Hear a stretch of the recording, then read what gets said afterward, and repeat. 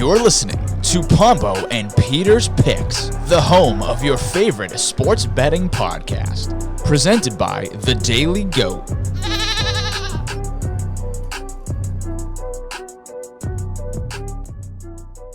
Hello and welcome to another episode of Pombo and Peter's Picks. I'm Jason Pombo, joined as always by Peter Alves.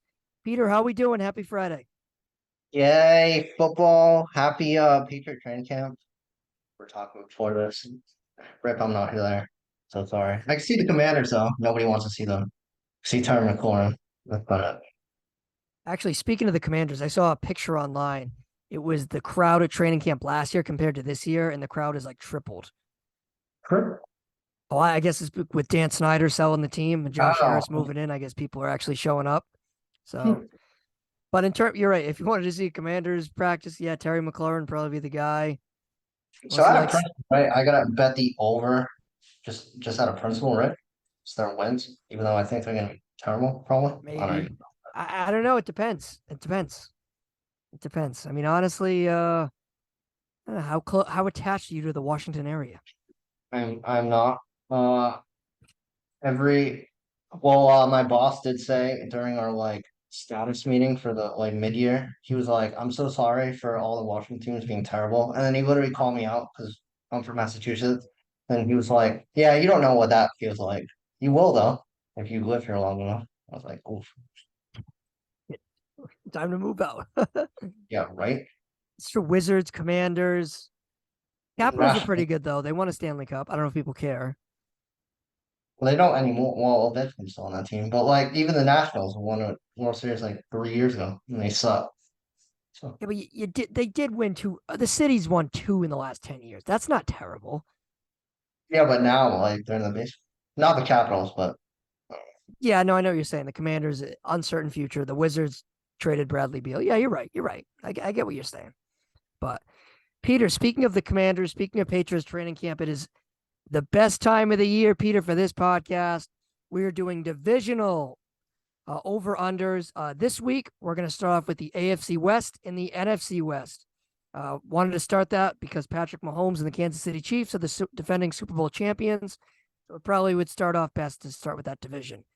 So and that'll before be we good. start, Rough in the Basket, we did this first. I'm 99.9% sure. So you can go pound sand. You stole our idea. I think they did this division first. Unless you're talking about No, divisional no, I breakdown. meant just in general. We did this 4 years ago. There's no way they did that 4 years ago. Correct. But that was when it was only Noah. Fair. All right. So I mean, it depends when you start. When do you consider the beginning of the Roughing the Basket era? Yeah, that's true. Do you consider it when Carr joined? I mean, no, it obviously started with Noah, clearly. But I don't know if Noah did the divisional breakdowns before. I don't remember. I don't think he did. So no, maybe you're right. Yeah, I mean, I don't know. We love Roughing the Basket, though. We're going to have both of those guys on soon. We do. For the Lions and then college football. So Yes. Pump for both of those dudes. And like we were saying last week, Brandon Carr is at Jets training camp. He was on Jets training camp on Thursday. So get transported by a school bus. Peter, your job is to remember to ask in that 5 questions when we have him on for college football. Ask him how his experience was. We gotta remember that one in 6 weeks or whatever it is. All right, sounds good. I will never forget. Yeah. But just ask him how the school bus was, and then all Yeah. his past traumas will. The magical school bus, the Jets training camp. Yeah, right. All right. So, like we said, AFC West and NFC West this week. Next week, we're going to do AFC East and NFC East, and we're probably going to have a guest. It'll be a mystery guest. I don't want to announce it yet. TBD. But we will have a mystery guest. Everyone can guess who it is, though. There's a couple different candidates. Yeah, sure. We can just pick off anybody from the Patriots side. So It's true. You can spin a wheel. You get TJ's wheel and spin it. But that's next week. This week, like I said, AFC West and NFC West. So let's start off with the AFC West, Peter. Let's start off with the defending Super Bowl champion Kansas City Chiefs. So, Peter, the Kansas City Chiefs, of course, defeated the Philadelphia Eagles in the Super Bowl, and they are, of course, favored to win the AFC West at minus 165. Their win total is set at 11.5 for this upcoming season.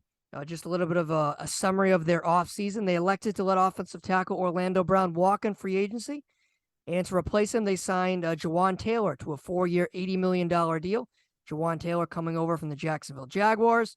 They also recently signed offensive tackle Donovan Smith to a 1-year deal. Donovan Smith, formerly of the Tampa Bay Buccaneers. In terms of departures, the Kansas City Chiefs lost wide receivers Juju Smith-Schuster to the New England Patriots and Cole Hardman to the New York Jets. So, Peter, like I mentioned before, their win total is set at 11.5, and their odds to win the division are minus 165 according to DraftKings. Peter, what do you think about the Kansas City Chiefs in 2023? We all love the Kansas City Chiefs. They won division 7 years in a row, I think. They obviously made 4 or 5 straight AFC Championship games. We all love Patrick Mahomes. Maybe we all love Travis Kelce, who knows? But I have them as a slight under. I have them as 11 wins. I just don't think. All right, we said this last year when Tyreek Hill left, but for sure, like if you have MVS or even Tony, he's getting his knee cleaned up as your 1 and 2. I know you have Travis Kelce, so that all bumps him down. I don't think their offense is gonna be that electric. We said that last year. I'll probably look like an idiot, and you know where I'm going with him after that. No, I'll just die on the hill. The Chiefs can't be this good forever, and they'll still be good. I mean, they'll make a playoff game for sure. So, still Patrick Mahomes. All right, Peter, I'm actually a little surprised you said that, to be honest with you. I thought you were going to take the over, but I am going to take the over. I have the Kansas City Chiefs actually winning 14 games this year, so it's a hard over for me. 14 games. Reason being, right, Patrick Mahomes, of course, first and foremost. I did like what they did with the offensive line this year. I understand, like I just mentioned, they let Orlando Brown walk, but adding Jawan Taylor and Donovan Smith, that should shore up the offensive line, along with the fact that Patrick Mahomes has never won less than 12 games in a season in his NFL career. And I don't see that changing for this upcoming season. And I also think we're going to see guys like Kadarius Toney and my guy Sky Moore develop as some key pass catchers for the Kansas City Chiefs offense this year, along with the fact that, of course, you mentioned MVS is still over there. I know Isaiah Pacheco is rehabbing from an injury as well, but I do think he's going to have another extraordinary year. And I think this Chiefs defense is going to be better as well. They addressed some of it during the NFL draft this past year. And they also moved on from Frank Clark. They ended up cutting him. I think he's still a free agent, actually. But look, Patrick Mahomes, I don't see him winning less than 11 games this year, personally. I expect a big season for him, and I think he'll be an MVP candidate for this upcoming season. Yeah, I'll look like an idiot again, and I'll just win like 13, 14 games and just coast the Super Bowl, and I'll just be locked in. But it's fine. All right, Peter, let's move on to the Los Angeles Chargers. The Chargers, their division odds to win the AFC West are plus 340, and their win total is set at 9.5 games for the 2023 season. A little bit about their offseason. It was not very flashy, most notably at the free agency aspect of it. They signed linebacker Eric Kendricks. They didn't really lose anyone big in terms of free agency, but they did extend their quarterback Justin Herbert to a 5-year deal worth about $262.5 million. Herbert's actually going to get $100 million in year one of that deal. Crazy, crazy money for Justin Herbert, who we've all seen him flash, and I do think he's absolutely worth that contract. Also notably, they drafted wide receiver Quentin Johnston in the first round of the draft from TCU. And look, you look at this Chargers offseason, it wasn't necessarily flashy. We all know they spent a great deal of capital last year, so you weren't going to expect that 2 years in a row. So as I just mentioned, the Chargers are at 9.5 wins and plus 340 to win the AFC West, according to DraftKings. So, Peter, what do you think about the Chargers in 2023? I'll go back to the hill. I'll die on the hill. I have them win a division. I have them as slight over at 11 wins. I think they're going to beat the Chiefs. Maybe not once, but I mean, maybe not twice, but at least once. So they'll get the tiebreaker. But I mean, Quentin Johnson will be amazing. They got a bomb squad on the wide receiver unit. Their defense is still intact, and I think it's a real prove-it year for Brandon Staley. So like, even if he got he's coaching for a job essentially. He should have been fired 2 years ago, in my opinion. And hats off to Joe Burrow because every time a quarterback gets paid, he's just like nice. But I thought he was going to get paid before Justin Herbert. Me too. Didn't he get But drafted before that? No. No, I think you're right. I thought all accounts suggested Burrow was going to get paid first, and it felt like the Chargers wanted to get in front of that contract because they probably thought Herbert was going to ask for more. So I think they probably did the smart thing of getting it done as quicker as possible. I'm going to agree with you, Peter. I'm going to take the slight over. I have the Chargers winning 10 games this upcoming season. One thing you didn't mention, but you did mention the coaching staff, was the addition of Kellen Moore, who is the Chargers' new offensive coordinator. Kellen Moore, of course, coming over from the Dallas Cowboys. Kellen Moore, I think he did a great job in Dallas. I understand that they didn't have much success in the postseason, but I think a lot of that can fall to the fault of Jason Garrett or, of course, Mike McCarthy. I do think Kellen Moore is a good offensive mind, and I think he should be able to take Justin Herbert to a new offensive level. Other reasons why I like the Chargers, the over here, is I do think they're going to be healthier this year than they were last year. They dealt with a lot of injuries last year. Keenan Allen missed 7 games. Mike Williams missed 4 games. J.C. Jackson and Joey Bosa missed most of the season. Herbert had a rib injury. So look, if the Chargers are at least a little bit healthier than they were last year, they should be right on par in terms of a win-loss record, and I think they win 10 games. I like them at 10-7 this year, and I think Kellen Moore is a big reason why. You mentioned Brandon Staley, who's coaching for his job. I agree with you on that standpoint. And I honestly think that we could be looking at the successor of Brandon Staley in Kellen Moore. And it wouldn't shock me, even if the Chargers win 10 games, that they elect to move on from Brandon Staley. I agree with you. I'm not a Staley guy. I never have been. And I do think if this Chargers team wants to take the next step, they should move on from Staley. I didn't even think about that. Kellen Moore is definitely going to be the next coach. I didn't even think about that. Yeah, I think it was a great business decision for him and the Chargers to make it all kind of work like this. Kellen Moore has had, multiple coaching interviews. He's been a finalist for multiple jobs. I think most recently he was a finalist for the Chicago Bears job this year or the year before. And he is going to get a shot. He is going to get an opportunity, but I think he's kind of waiting for the right one, similar to how like Josh McDaniels was doing a while back. I think he wants to make sure he picks the right job because look, in NFL coaching lifespans, you don't always get a second chance. So I do think you look at this Chargers roster, it is well positioned to succeed with an offensive-minded coach. You have a multitude of different weapons, like we just mentioned before, in Keenan Allen, Mike Williams, Austin Eckler, Quentin Johnson now. We'll see how he fares, and of course, Justin Herbert. So I do think Kellen Moore is probably going to have a multitude of success, and I think that's going to be a big reason why the Chargers succeed. Any final thoughts on the Chargers, Peter? I love the Chargers. Of course, didn't you pick them to go to the NFL. Super Bowl last year? I don't want to talk about that. Let's move on. You did, though, right?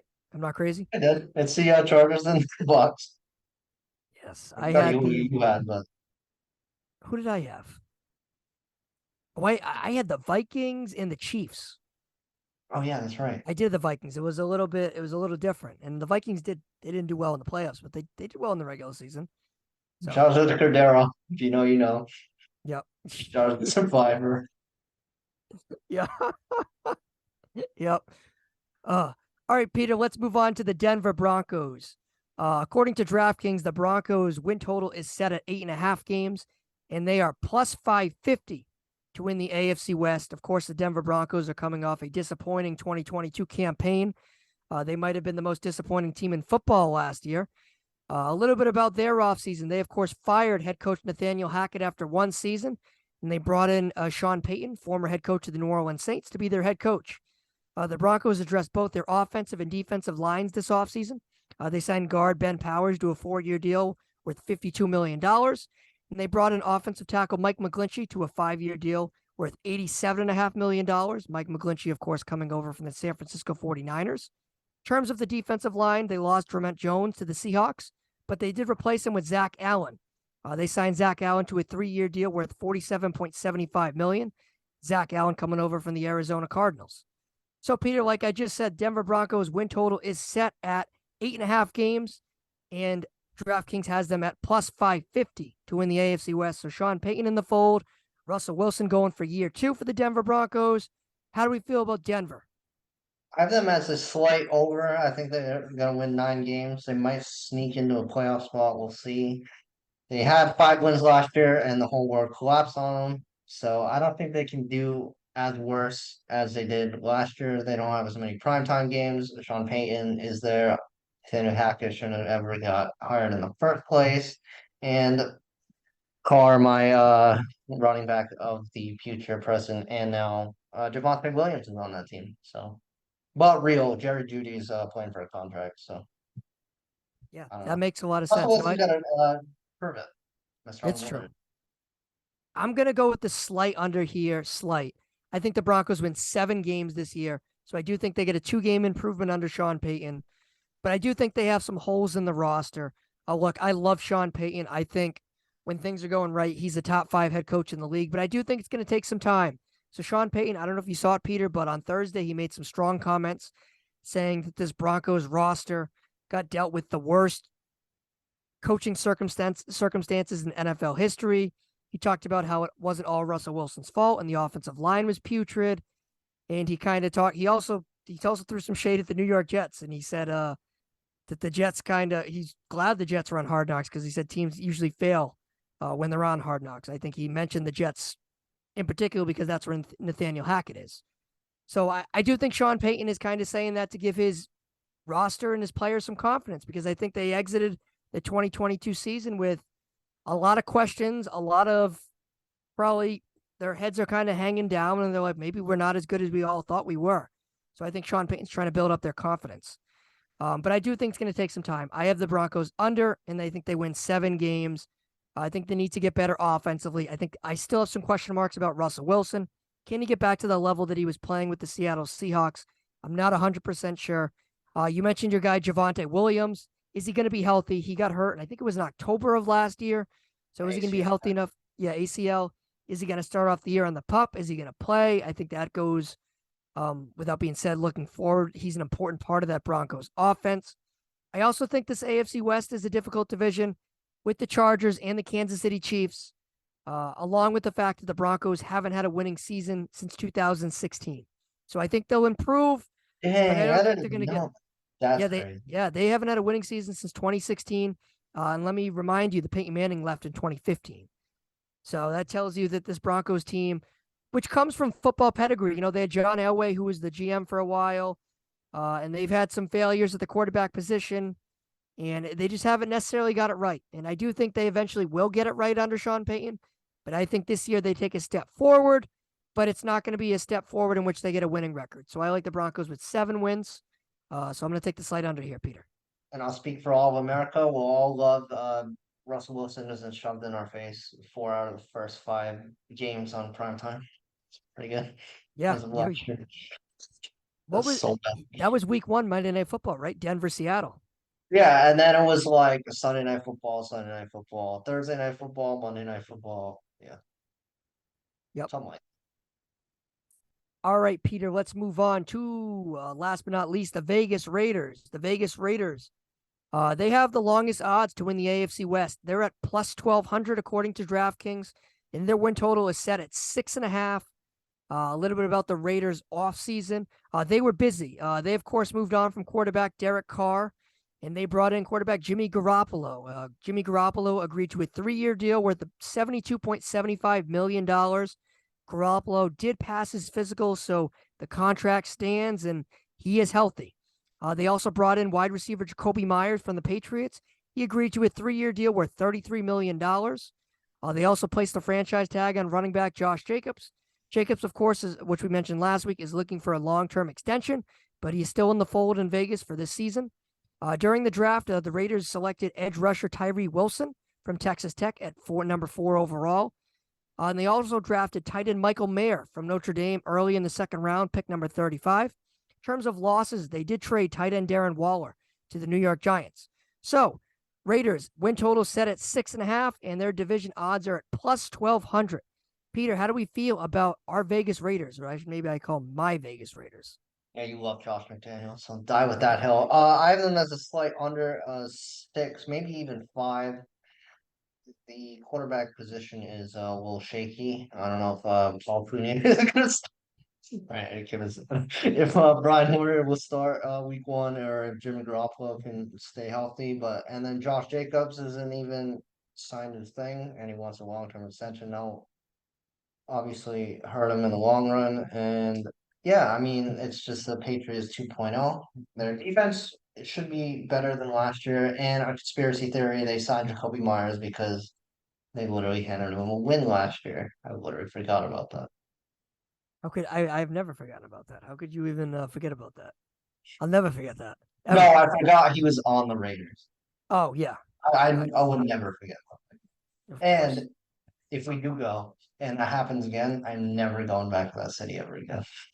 Like I was telling somebody else, for if no one understands what Peter's referencing, of course, when me and Peter went to the Patriots Raiders last year, he's talking about the Vegas lateral, whatever, the Las Vegas lateral. I think it's being docked as. I would have Or rather the Patriots lost. Like, famous. yeah, I would have lost the Patriot. I would have rather the Patriots lose 38-0 or 38-3. Anything would have been better than what we saw, personally. Uh, I'm going to disagree with you again, though, Peter. I'm going to take the over. I think the Raiders win 7 games this year. I think they go 7-10, so slight over. Reason being is Jimmy Garoppolo is healthy, and I do like the skill position players in Vegas a lot. Devontae Adams, of course, Hunter Renfrow, Jacoby Myers to the mix now, along with Josh Jacobs and, of course, Michael Mayer. And I do think Jimmy Garoppolo knows the offensive system that Josh McDaniels wants to run. We all know in this podcast, if you're a previous listener, I'm a believer in Josh McDaniels. I think he can be a good football coach in the NFL. And I think Garoppolo is a guy that he thinks can kind of be that stopgap for a couple of years. And I think the Raiders can win 7 games. I also, like you mentioned before, I think the pass rush will be better, of course, with adding Tyree Wilson to pair him along with Max Crosby. And another thing to mention, the Raiders lost 7 one-game scores last year. So they lost 7 games in which they were 7 points or fewer. So look, you win 1 or 2 anymore, and 1 or 2 more of those, and you're right in the thick of things. And I like this Raiders team a little bit more than some people do, and I think they win 7 games. Not Out of saying they're going to go principle, 10-7, but I think they go 7-10. out of principle, you got to bet the over in real life. Out of principle, I will. Sure. Yes. If that makes you feel good, Peter, I will. Out of principle. I mean, you love the Raiders, and just have a Vegas Raiders hat when we go in October. So, I know, right? I'll have my Garoppolo jersey on or underneath. I love Josh. There you go. There you That, go. that's Yes. better. That's better. Yep. I love Josh McDaniels. All right, Peter. So the AFC West, who do you like to win the division here? Let me just repeat the odds. The Chiefs -165, Chargers +340, Broncos +550, and the Raiders, which we were just talking about, +1200. I think I know where you're leaning here, but who you like to win the AFC West in 2023? Yeah, I'll die on the hill. I'll pick the Chargers again, plus 340. But don't be surprised when the Chiefs win 8 in a row. They got to take a step back at some time. Maybe not, but I don't know. I knew you're gonna go do that, Peter. You're gonna die on the hill, which is fine. I'm gonna go with the Chiefs here at -165 to win the AFC West. I think the Chiefs are arguably the best team in football right now. Mahomes is at another level. Until I see anything different, I can't fade the Chiefs in any fashion. I faded them in the Super Bowl and I got bit, and I'm not going to do that in the AFC West when Justin Herbert is coming off a playoff performance in which he blew a 28-0 lead. I was a part of the Jags +2.5 crowd, so I was happy, but I do have some concerns about Justin Herbert in big game performances. The year prior, remember they lost Week 18 against the Raiders, and that was the game that Brandon Staley went for on like 4th and 2 with their own 35, and they lost. So I have some concerns, Justin Herbert in big game situations. So I'm going to go with the Chiefs here, -165. It'll be good. Brandon Staley will be fired, or the Chargers will win a ton of games. So. Yeah. Win-win for you on however you slice it. All right, let's move on to the NFC West, Peter. I think this division is much different from the AFC West. Let's start off with the San Francisco 49ers. The 49ers are favored to win the NFC West at -160. Their win total is set at 10.5. Talk about the 49ers offseason. They added Javon Hargrave. They signed him to a 4-year deal worth $84 million. They also notably signed quarterback Sam Darnold from the Carolina Panthers. I think that's notable because there's been a lot of talk about him getting first-team reps and kind of being involved in that quarterback room for the 49ers. Key losses include safety Jimmy Ward, cornerback Emmanuel Mosley, offensive tackle Mike McGlinchey, and, of course, quarterback Jimmy Garoppolo. So as I just mentioned, Peter, the San Francisco 49ers are favored to win the NFC West at -160. And their win total, according to DraftKings, is set at 10.5. So, Peter, what do you think about the 49ers in 2023? They were, so close to a Super Bowl, and they just weren't able to kind of get over the hump when Brock Purdy went down in the playoff game. Yeah, I have them as a hard over. They might be the best team in the NFC. Their defense speaks for themselves. even if Brock Purdy doesn't start week 1 and Trey Lance, I don't even know what he's doing. Well, obviously he's hurt, but like he's listed third on the depth chart. It's going to be a resurgent. Sam Darnold, Kyle Shanahan can literally prove any quarterback. He'll get hurt, but like he can make any quarterback shine. I think they're going to have a top 5 offense. I think they're going to be good all the way around. And then the hard over. Hard over for you. I'm going to also take the over, Peter. I think not as a hard over as you say. I think they win 11 games. I think they go 11-6. I wouldn't be surprised if they had a little bit of a slow start out of the gate. Brock Purdy did return to practice, but reports suggest that he's rusty, and I think that's going to take a while because that was a significant injury that he did have. So, and I do think that Kyle Shanahan would start Sam Darnold over Trey Lance. I don't think that's crazy. I'm looking at a quote from Kyle Shanahan. I will read it to you, Peter, from the San Francisco Chronicle. This is the quote, exact quote. I'm reading it from the San Francisco Chronicle. Quote, I mean, Steve Young took a while to get going, and he's one of the best quarterbacks of all time. I don't like to compare anyone to Steve because of how good he is, but why can't Sam being Sam Darnold, be like that? He's got that type of ability.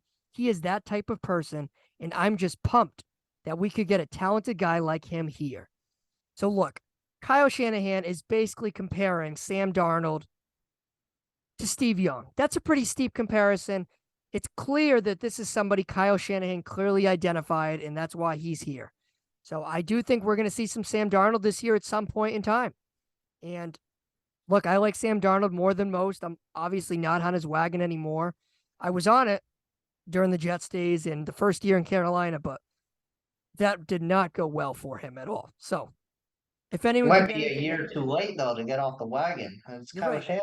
He can make Maybe I any should quarterback shine. maybe I should just stick on the wagon and just say I was always there.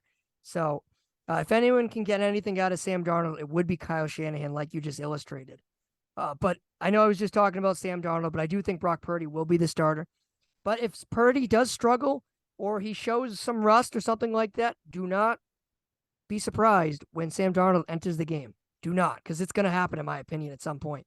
But I do going to take the over, Peter. 11 games is going to be my total. 11-6 for the 49ers. I don't think that division is as good as people think it is. And I think a full offseason with Christian McCaffrey and Kyle Shanahan's offense will absolutely help this 49ers offense going forward. All right, let's move to the Seattle Seahawks, who might have been the biggest surprise in football last year. Their win total is set at 8.5. And according to DraftKings, they are plus 195 to win the NFC West. The Seattle Seahawks, of course, coming off a season in which their expectations were minimal. Some people thought they'd get the first pick of the draft.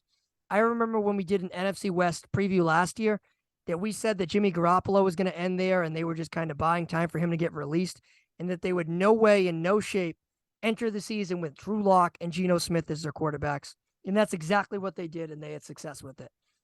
So a little bit about the Seattle Seahawks offseason. They re-signed quarterback Geno Smith to a 3-year deal worth $75 million. They signed defensive tackle Dramonte Jones to a 3-year, $51.53 million deal. They brought back linebacker Bobby Wagner, and they had 2 first-round picks in this past draft. First one was cornerback Devin Witherspoon from Illinois. He's actually not even signed his contract yet. He is the only person in the NFL draft class not to be signed, so he hasn't been at training camp yet. So take that what you will. And they also drafted, of course, my guy from Ohio State, wide receiver Jackson Smith-Njigba, with the 20th overall pick of the draft. So, Peter, like I just mentioned, the Seattle Seahawks, their win total is set at 8.5, and they are plus 195 to win the NFC West. Yeah, I have them as a slight under. I have them as winning like 8 games. Geno Smith won't be that bad, but I think he way overachieved last year, and teams will ultimately figure him out. I don't think he is. I mean, wait, he won a playoff game, didn't he? They beat who did they beat? Let me see if I can remember. Or did Did they they play beat? Sam?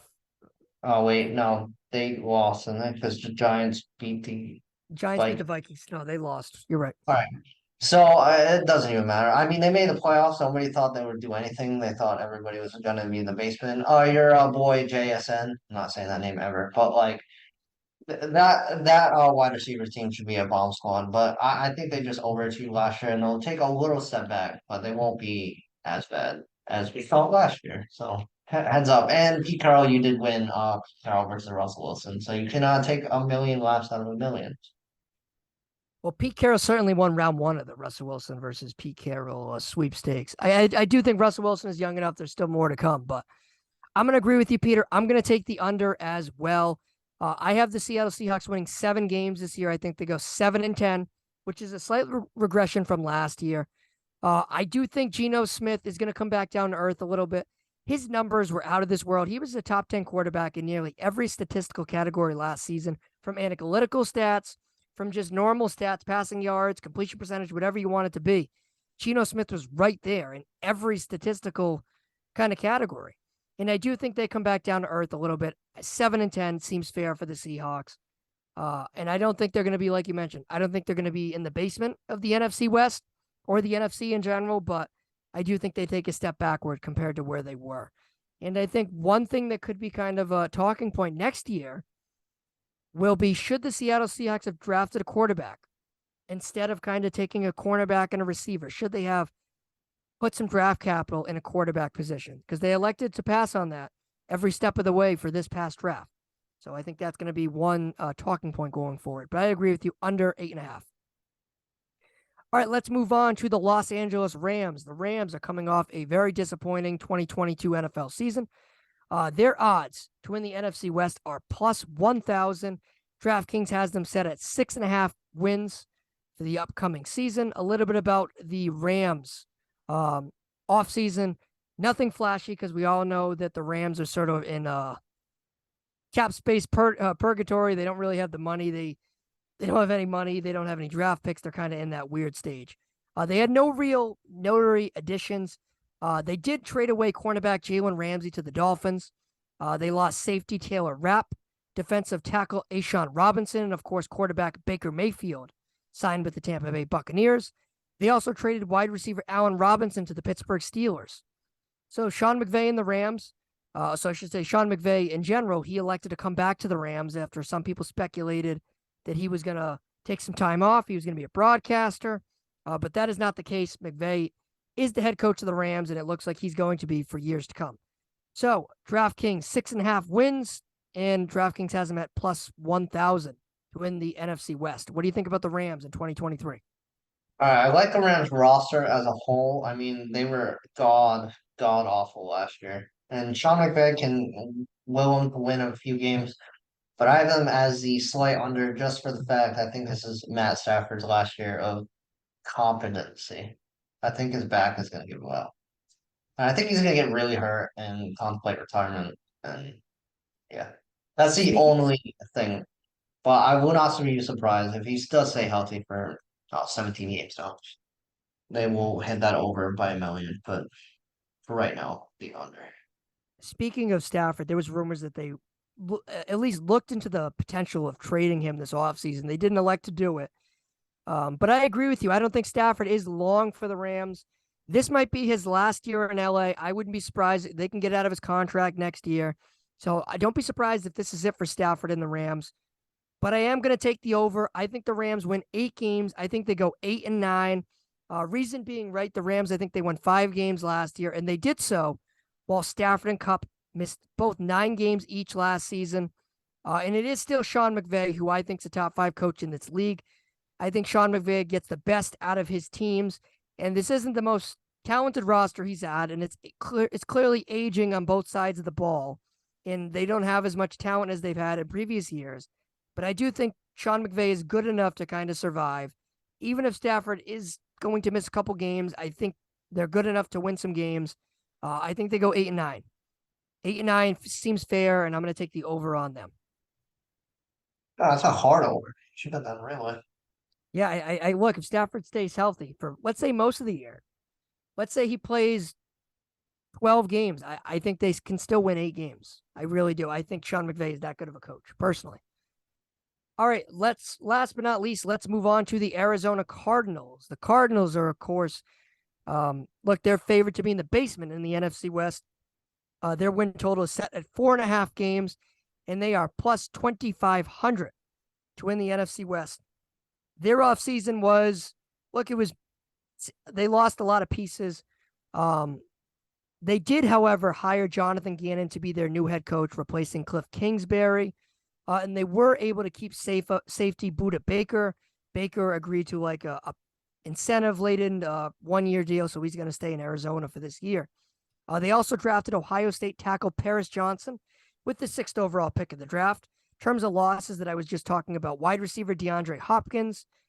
He's going to the Tennessee Titans, of course, which we mentioned last week. They lost defensive lineman Zach Allen and cornerback Byron Murphy Jr. So, Arizona Cardinals, Peter, nobody likes them this year. Their win total is set at 4.5, and they are plus 2,500 to win the NFC West. And of course, I can't talk about the Cardinals without mentioning that Kyler Murray is likely to miss the first 2-3 months of the season. He's, of course, rehabbing from that major knee injury that he suffered in like week 13 or week 14 last year. So he is going to miss the start of the year. Looks like the Cardinals are going to roll with Colt McCoy to start the year. So backup quarterback, new head coach, new first-time head coach, new general manager also at the helm. And, of course, losing a lot of veteran pieces on that roster. How do you think the Arizona Cardinals fare in 2023?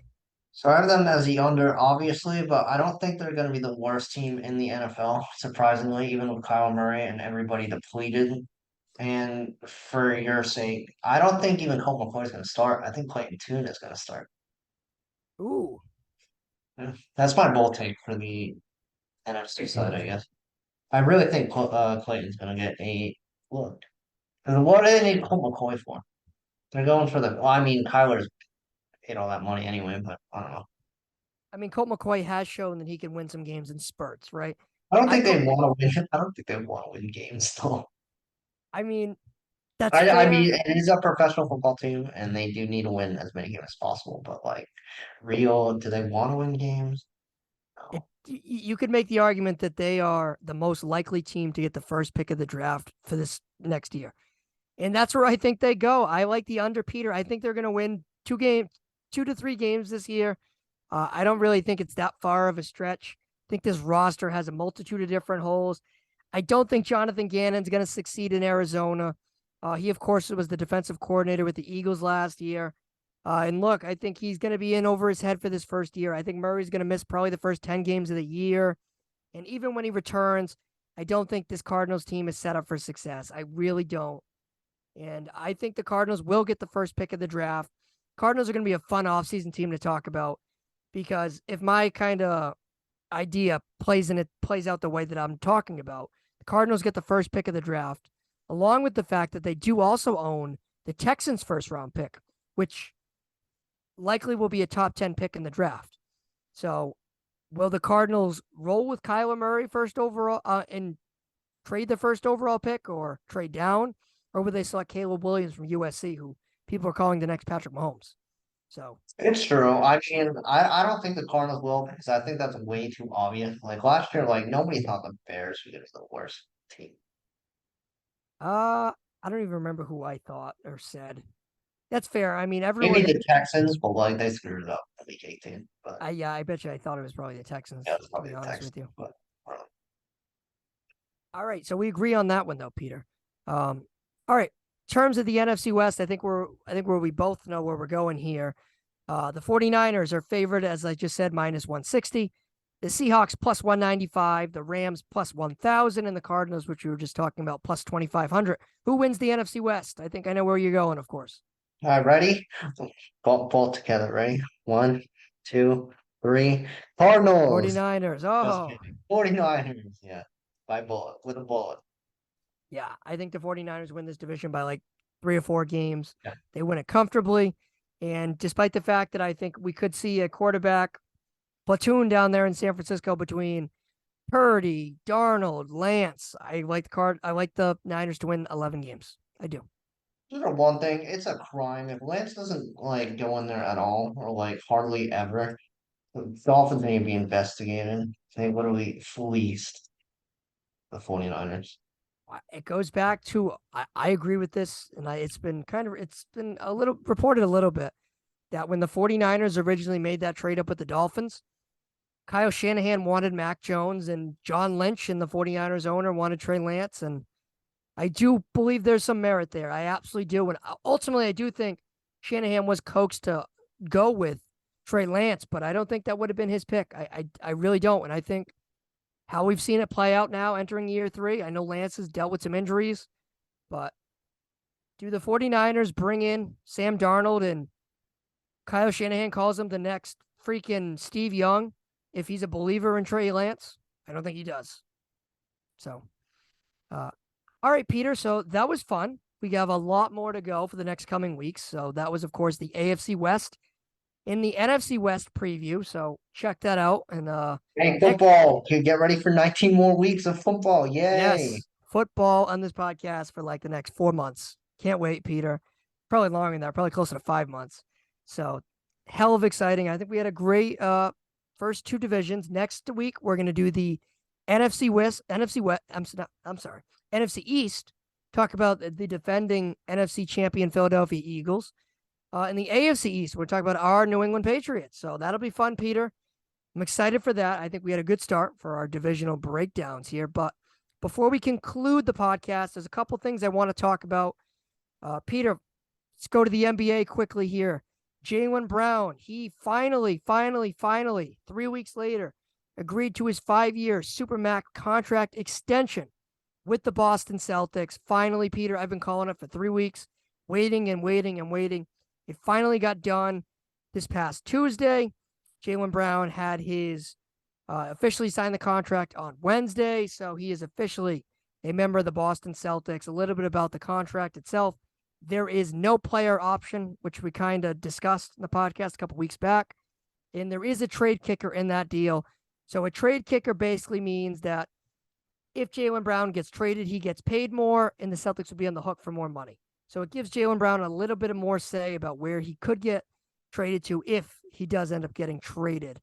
But I think the one reason why I wanted to mention this here quickly here, nationally, Peter, the Celtics have kind of taken a hit. A lot of people are laughing at this deal. A lot of people don't think that Jaylen Brown is worth this contract extension. So, Peter, I'm going to ask you this. Why don't people like this deal? And was Jaylen Brown worth it? So, like, on the face, Jaylen Brown is not worth it for $307 million. And on the face, if you're paying him and Tatum 90% or whatever, 90% of your salary cap, And or even Porzingis, 3 of Porzingis them. too. Yeah, yeah, yeah. But like 90%, like he's not worth it, and he won't be a Celtic, even though that pains me to say for his whole contract. There's just no way, especially after Tatum gets signed. But like that's why people don't like the deal. But like that's just the NBA. I mean, he was gonna get it no matter what. His $307 million. So like, you just gotta be happy with it.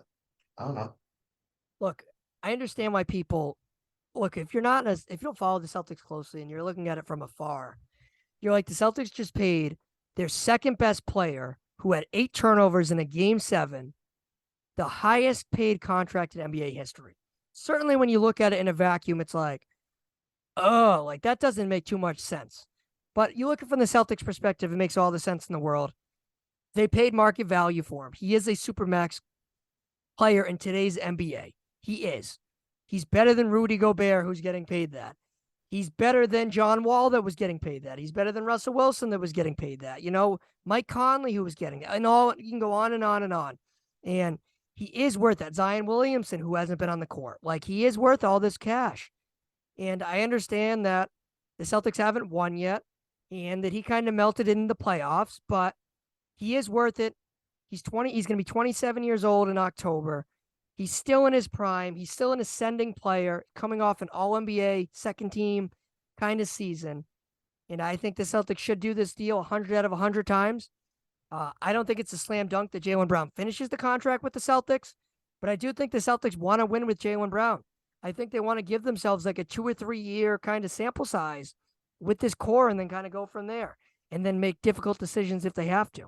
But no, I think Jaylen Brown is here for the immediate future. I think he wants to be here, and I think the Celtics want him here. So I'm glad it got done. And the people that don't think that he should have got this contract probably don't follow how NBA contracts kind of go.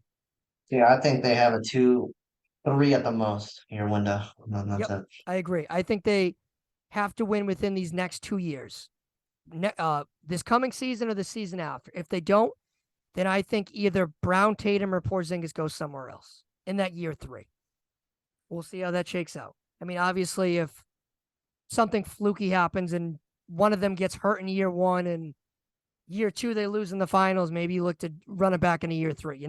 Like obviously circumstances are different.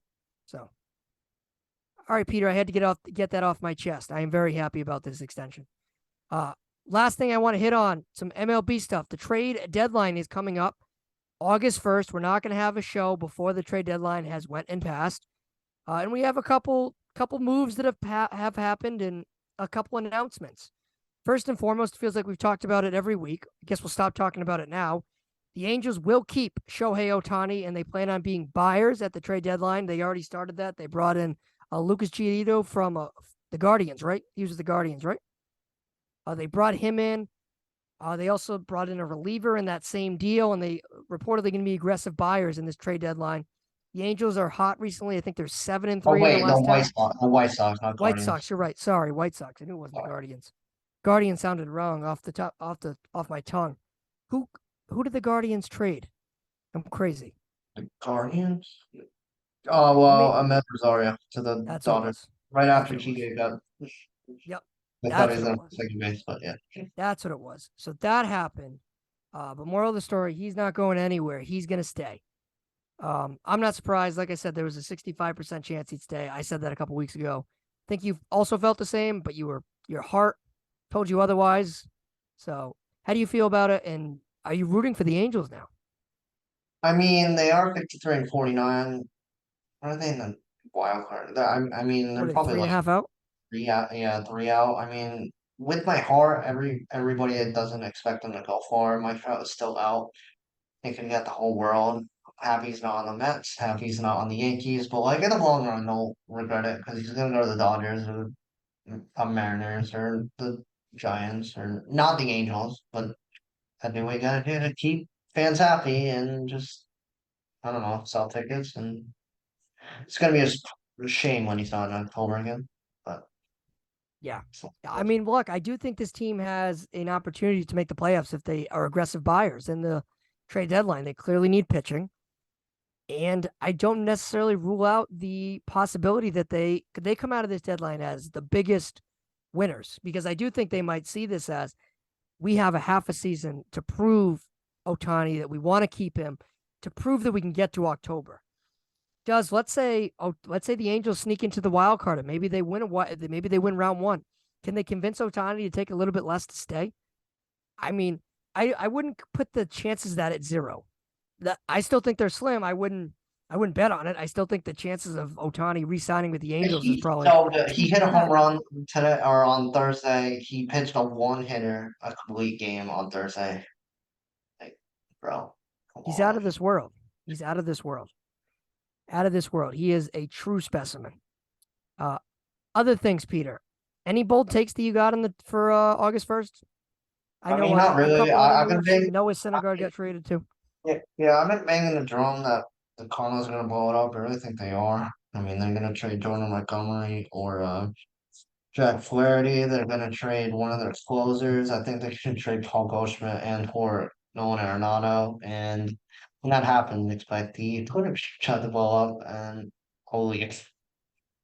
I'll give you 2 if you want to get bold, right? Which I don't think is necessarily going to happen, but 2 bold things. Don't be surprised if the Mets are sellers or the Padres. I know both have invested a lot. So bad. Both teams have invested a lot into this season. See the rumors Justin Verlander might go to the Red Sox? Yeah, I'm not buying that at all. I'm not buying that at all. I'm not buying that the slightest. I think if the Red Sox make us, I told you, I think Stroman. If they get a pitcher, it's Stroman. Or maybe Lance Lynn. But I know he's been rumored to go to Tampa Bay. They're not doing anything. They're getting Sale and Travis Story back like 2 weeks. I bet you they get a pitcher. I do.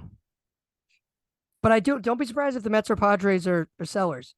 Don't be surprised if you hear guys like Scherzer, like you just mentioned, Verlander, potentially in the block, and maybe even the Padres stuff. Could you imagine Juan Soto potentially getting moved? That'd be crazy. They're signing like 2 years ago. I don't necessarily see it, but of course they are paying some big money contracts recently, and hey, you can't rule anything out. Any Yeah, other? that may come for all time, right? Yeah, maybe they want him too.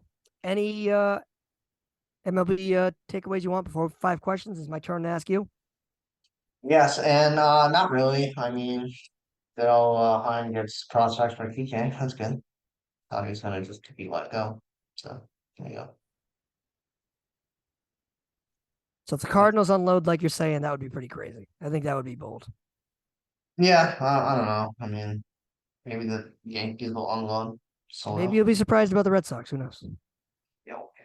Even though that when they hit their win total, Dylan will literally like call me. So it's fine. True. It's True, true, coming. true. Coming. Okay. 5 questions, not about football. My turn to ask you, right? Okay, boom. All right.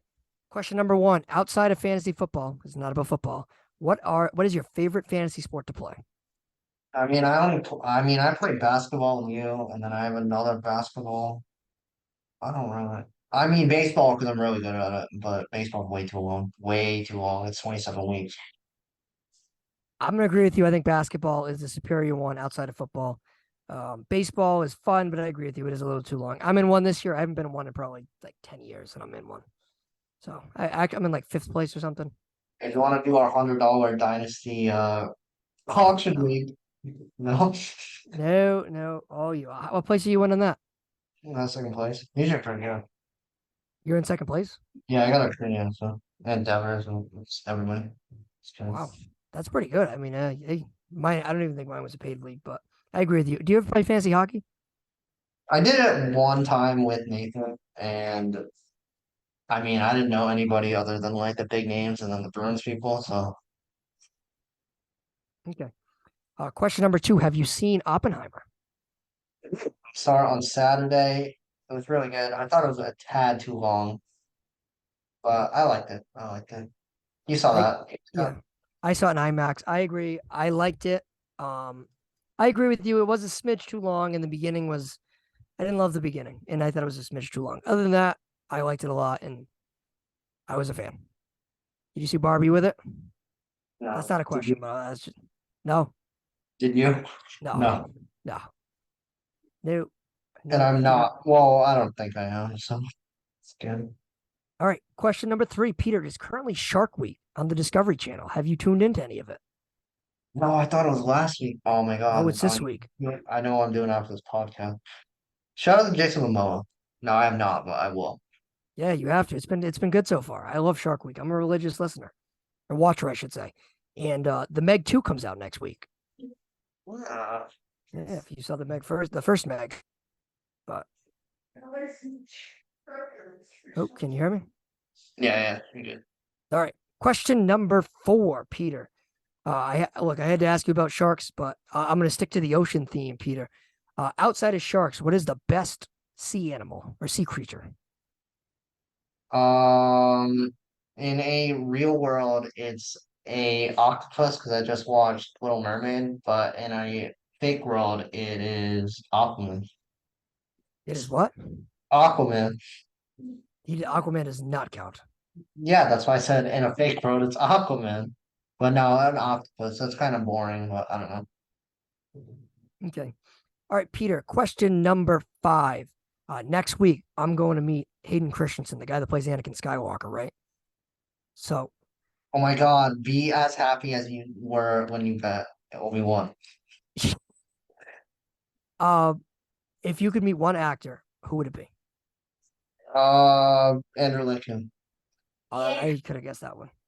Grant. I could have guessed that one. That one would have been easy for me. And 5B, I need to know how much did Justin spend for Post Malone tickets? No comment. Oh my God, you're gonna be like that too? No comment. I heard the segment. No comment on any of it. Damn, we're trying for like 20 minutes. Let's just say it didn't work. Let's just say it didn't work out. But the concert was awesome. I bet. I bet he was pissed. He's like, don't bring it up. Great show. All right. All right, Peter. So next week we will break down and preview the AFC East and the NFC East. Going to be a lot of fun. We'll also recap the MLB trade deadline, see if the Cardinals unloaded, maybe the Mets. I mean, there's a lot of different things we're going to get to see. We'll see how that shakes out. And any other news that pops up. So we'll catch you next week, Peter. And I hope everyone enjoyed the graphic this week because Matt Cunha back on the job, baby. Yeah, Matt's back on the horse for like 23 weeks. Hell yeah. And stay hot. Expect all the Dolphins slander next week. To a Sox preview.